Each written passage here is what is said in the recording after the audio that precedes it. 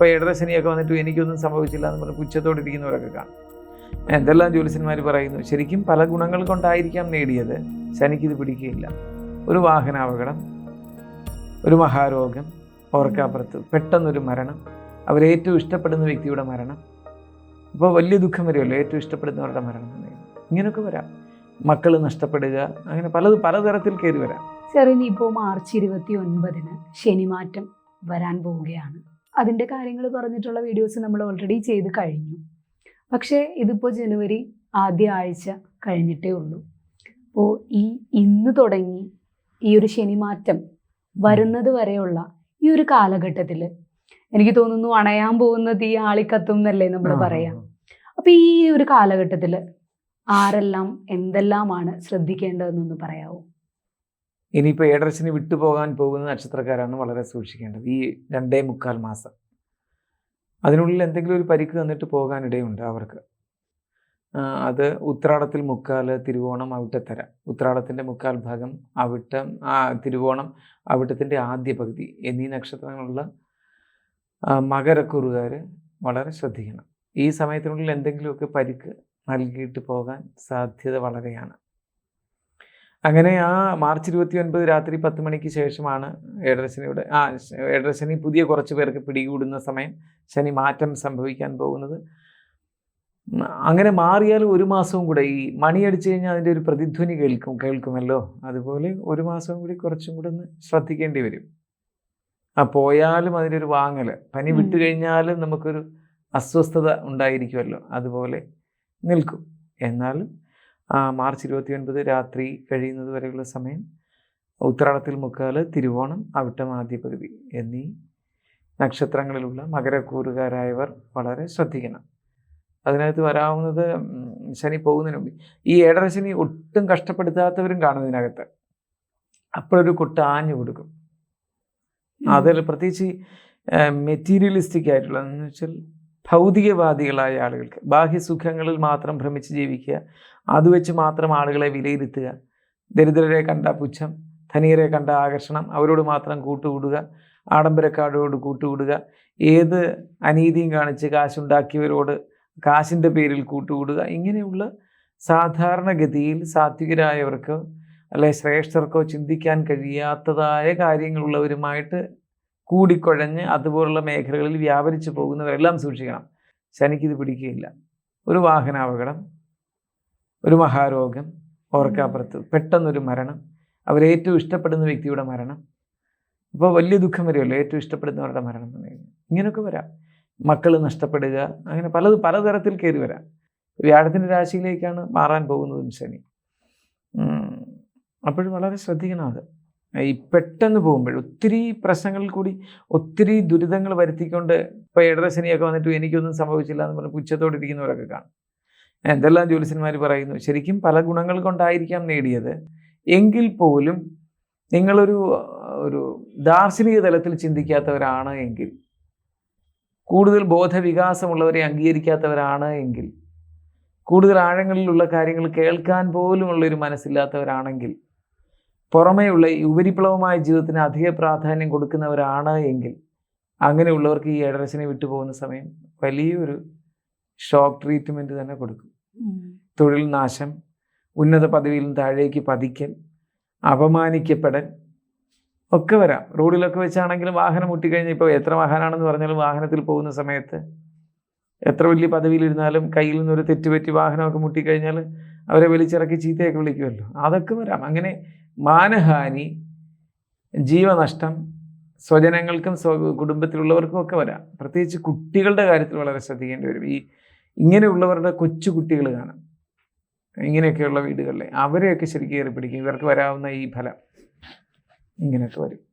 അപ്പോൾ ഇവർക്ക് വലിയ മഹാദുഃഖത്തിലേക്ക് വരാനുള്ള വഴി കിട്ടുമല്ലോ. ഏഴരശനിയായിരുന്നു, തേങ്ങാക്കുല ഒന്നും ബാധിച്ചില്ല എന്നൊക്കെ പറഞ്ഞ് പുച്ഛത്തോടിരിക്കുന്നവരൊക്കെ കാണും. അവരൊക്കെ ഇത് സൂക്ഷിക്കണം. മക്കളെ കൊണ്ടങ്ങ് ദുഃഖിക്കും. അങ്ങനെ ഒരുപാട് പ്രശ്നങ്ങളുണ്ട് ഏഴരശനി. ഇനിയിപ്പോൾ പിന്നല്ലാതെ ഈ 1 ഈ കണ്ടകശനി 4-ാം ഭാവത്തിൽ നിന്നൊക്കെ പറയുന്നവരൊന്നും അത്ര വലിയ ഭയക്കാനുള്ളവരൊന്നുമില്ല. അവർക്കൊക്കെ വ്യാഴമൊക്കെ കുറേ അനുകൂലമാണ്, ചൊവ്വയൊക്കെ അനുകൂലമാണ്. അതൊന്നും അവർക്കൊന്നും അത്ര ഭീഷണി വരുന്നില്ല, ഈ ശനി അങ്ങോട്ട് വിട്ടു വന്നേക്കാം. വെറും കണ്ടകശനിക്കാരൊക്കെ ഉണ്ടല്ലോ, ഏഴരശനി അല്ലാത്തവർ, അവർക്കൊന്നും അത്ര വലിയ ഈ 2.25 മാസം വലിയ ദോഷമൊന്നും വരാൻ സാധ്യതയില്ല. പക്ഷേ ഇവർ സൂക്ഷിക്കണം. ഏറ്റവും കൂടുതൽ ഉത്രാടത്തിൽ 3/4, തിരുവോണം, അവിട്ടം, ആദ്യ പകുതി. അതിൽ തിരുവോണക്കാരിൽ കഴിഞ്ഞ ഏഴരശനിയിൽ ഞാൻ ഒരു എഴുതി വെച്ച് പഠിച്ച് മനസ്സിലാക്കി വന്ന് പോയവരുടെ, എൻ്റെ മുന്നിൽ എത്തിപ്പോയവരുടെ ഒരു ലിസ്റ്റ് എടുത്തിട്ട് മനസ്സിലായത്, തിരുവോണ നക്ഷത്രത്തിൻ്റെ 1, 2, 3, 4 പാദങ്ങളുണ്ട്. അതിൽ 3, 4 പാദങ്ങളിലുള്ളവർക്ക് പലപ്പോഴും വലിയ ദോഷങ്ങളൊന്നും വന്നിട്ടില്ല. പലപ്പോഴും നോക്കിയിട്ട് അവർ ധാരാളം കള്ളം പറഞ്ഞുമൊക്കെ ഓരോ കാര്യങ്ങളൊക്കെ നേടുന്നവരും ഒക്കെ ഉണ്ട്. അപ്പോഴവർ തമാശ മട്ടിൽ പുച്ഛത്തോടു കൂടി അതിനെ സൂചിപ്പിച്ചിട്ടുമുണ്ട്. അപ്പോഴും നമ്മളത് എഴുതി വയ്ക്കും, ഇപ്പോൾ അവർ പറഞ്ഞത് എന്താണ്. ഇനിയിപ്പോൾ പ്രതീക്ഷിച്ചിരിക്കുക ഇവർക്ക് എന്താ സംഭവിക്കാൻ പോകുന്നത്, ഇവർക്ക് എന്തെങ്കിലും കിട്ടുന്നോ, അപ്പോൾ അവരെവിടെയാണ് വീട്, അവരുടെ അഡ്രസ്സ്, പിന്നെ അവർ പറയാൻ പോകുന്ന കാര്യങ്ങളിലൊക്കെ നമ്മളിങ്ങനെ ശ്രദ്ധയോടുകൂടി ഇരിക്കുക. എങ്കിലല്ലേ ഇനിയുള്ള കാലത്ത് പ്രഡിക്ഷൻ കൂടുതൽ സൂക്ഷ്മതയാകുന്നുള്ളൂ. നമ്മളിത് പഠിച്ചിട്ടിങ്ങനെ പറയുന്നതിൽ മാത്രം കാര്യമില്ല. അപ്പോൾ ഞാൻ മനസ്സിലാക്കിയെടുത്തോളം തിരുവോണ നക്ഷത്രത്തിൻ്റെ 3, 4 പാദക്കാർക്ക്, തിരുവോണ നക്ഷത്രത്തെ 4 പാദങ്ങളായി വിഘടിക്കുമ്പോൾ 3, 4 പാദങ്ങളിൽ ജനിച്ച, 3-ാം പാദത്തിലും 4-ാം പാദത്തിലും ജനിച്ചവർക്ക് ആർക്കും തന്നെ മിക്കവർക്കും ഏഴരശനി വലിയൊരു ബാധയായിട്ട് വന്നിട്ടില്ല. അവർക്ക് ഈ സമയം എന്തെങ്കിലും കിട്ടാനുള്ള ഒരു സാധ്യതയുണ്ടാകും. കാരണം തിരുവോണ നക്ഷത്രത്തിൽ അത് കുറച്ചൊരു പൊതുവായിട്ട് അങ്ങനെ നമുക്ക് പറയാൻ ഒക്കുന്ന അല്ലാത്ത കാര്യങ്ങളുണ്ട്. പിന്നെ അവിട്ടത്തിൻ്റെ ആദ്യ പകുതിയിലും ഉള്ളവർ, ആദ്യ പകുതി എന്ന് പറയുമ്പോൾ 1-ാം പാദവും 2-ാം പാദവുമാണ് മകരക്കൂറിൽ വരുന്നത്. ആ മകരക്കൂറിൽ വന്നവരെല്ലാം ശരിക്കും ഈ ഏഴരശനി വലിയ തോതിൽ അനുഭവിച്ചു കഴിഞ്ഞു. ഒത്തിരി പേർ കഴിഞ്ഞ ഒരു 7 മാസത്തിനുള്ളിൽ ധാരാളം മരണങ്ങളൊക്കെ വീടുകളിൽ നടന്നു. അവരുടെ പ്രിയപ്പെട്ടവരൊക്കെ പോയി കഴിഞ്ഞു. ഇപ്പം പല വീടുകളിലും ദുർമരണം സംഭവിച്ചു. ഈ പെടുമരണം ഉണ്ടല്ലോ, പ്രായമാകാതെ മരിക്കുക, ഓർക്കാപ്പുറത്ത് പെട്ടെന്നൊരു രോഗം വന്ന് മരിക്കുക, വീടിൻ്റെ അത്താണിയായിരുന്നവർ മരിക്കുക, ഇതൊക്കെ വന്നിട്ട് വളരെ ദുഃഖിക്കുന്ന വീടുകളുണ്ട്. ആ വീടുകളിൽ ഏറ്റവും കൂടുതൽ അത്തരത്തിലുള്ള ഖേദം, ദേഹവിയോഗം ബന്ധുക്കളുടെ ഉണ്ടായിട്ട് ദുഃഖിച്ച്, എന്നുവെച്ചാൽ സ്നേഹത്താലുള്ള ദുഃഖം മാത്രമല്ല, പ്രായോഗിക ജീവിതം നയിക്കാനൊക്കുന്ന വഴിയും കൂടെ അടഞ്ഞതിൻ്റെതായ ദുഃഖം അനുഭവിച്ചു കൊണ്ടിരിക്കുന്ന പലരും ഈ മകരക്കൂറുകാരായ അവിട്ടം നക്ഷത്രക്കാരാണ്. ഞാൻ പറഞ്ഞ പിടികിട്ടിയോ? അപ്പം മകരക്കൂറുകാരായ അവിട്ട നക്ഷത്രക്കാർക്ക് കഴിഞ്ഞ 7 മാസം 8 മാസം ഏകദേശം 2024 ഒരു ഫെബ്രുവരി ഒക്കെ ആയപ്പോൾ തൊട്ടേ തുടങ്ങിയിട്ടുണ്ട്. അതിനുശേഷം ഇങ്ങോട്ട് വന്നിട്ട് അവർക്ക് കേസ്, വഴക്ക്, അപമാനം, മാനഭംഗം എല്ലാം സംഭവിക്കുക. പിന്നെ ഏറ്റവും അടുത്ത ബന്ധുക്കളുടെ മരണം. അത് സ്നേഹത്താലുള്ള വേർവിലിൻ്റെ ദുഃഖം മാത്രമല്ല, ഇവരെ നിലനിർത്തിക്കൊണ്ട് പോയിരുന്നവർ പലപ്പോഴും അവരൊക്കെ ആയിരുന്നിരിക്കാം. ഇനി നിലനിർത്തേണ്ടതും ഒരുപക്ഷെ അവരൊക്കെ ആയിരിക്കാം. അങ്ങനെയുള്ളവർ വിട്ടുപോയിട്ട് ഇപ്പോൾ ദുഃഖം അനുഭവിച്ചുകൊണ്ടിരിക്കുന്നുണ്ട്.